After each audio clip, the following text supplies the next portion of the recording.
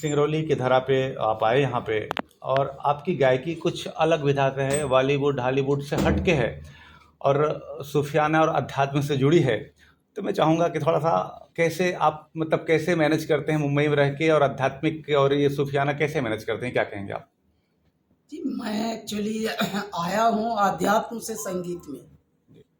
सामान्यतः क्या होता है, लोग बचपन से ही फिल्मों के स्वप्न देखते हैं, मैं फिल्मों में जाऊंगा, मैं ऐसा बनूंगा, मैं वैसा बनूंगा।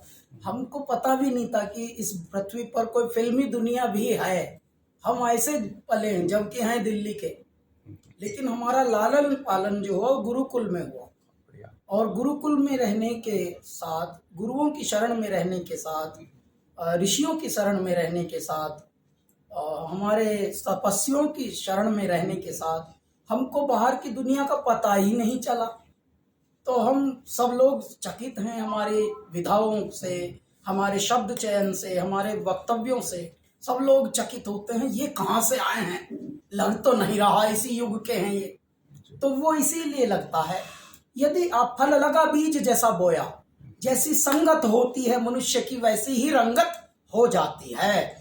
उठाकर आप किसी भी सर्प को, सांप को देखिए, हल्दी जर्दी ना तजे खटरस तजे ना आम, अपना स्वभाव मूल तजते नहीं। लेकिन सांप को भी एक तपस्वी के पास छोड़ दीजिए, वो सांप तपस्वी जैसी हरकतें करने लगेगा। तो संगत जो है वो मनुष्य की रंगत बदल देती है। हम जो हैं वो संगत की ही उपज हैं। तो हम ऋषियों के, संतों के शरण में पले बड़े हैं। मैं बाल्य अवस्था से घर छोड़कर भाग गया था, दिल्ली छोड़ दी मैंने, मैं ऋषिकेश भाग गया, पर्वतों में भाग गया, हिमालय में। सब वहाँ हम ऐसे पैदल घूमे बहुत, हम पगले थे तब तो उम्मीद। कितने साल तक आप आश्रम में और घर से बाहर रहे? हम सब 15-20 साल हमारा जीवन उसी में बीता। हम तो तब अपने आप को काउंट नहीं करते थे, सोचते थे हम जिएंगे ही नहीं। जब जिएंगे ही नहीं तो क्यों ना परमात्मा में विलीन होकर ही मरे। तब वैसा जीवन था। लेकिन मेरे बाबा ने हमको 2 बार ऐसे झटके से भगाया, बाहर फेंका मौत से। मौत के मुंह में थे हमने जंप कर दिया था गंगा जी में, लेकिन उन्होंने ऐसे हमको निकाल कर ऐसे झाड़ के, एकदम जैसे कोई मछली को झाड़ रहा हो, ऐसे फेंका बाहर।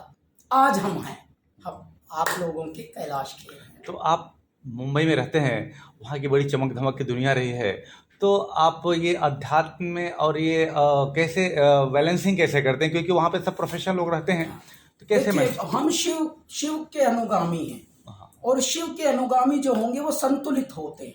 क्यों? शिव का मतलब ही संतुलन है, जो नियंत्रण में रहे।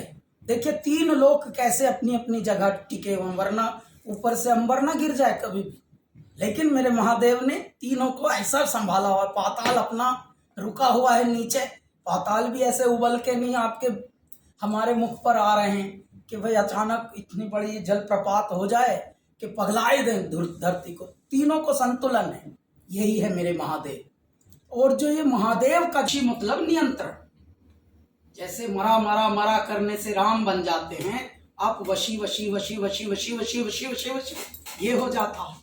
तो इस प्रकार से संतुलन, आप भले कहीं भी रहें, आप आवे में रहें, जहां पकते हैं बर्तन तो मेरे बालक को शेप देते रहें, ऐसे हम रहते हैं।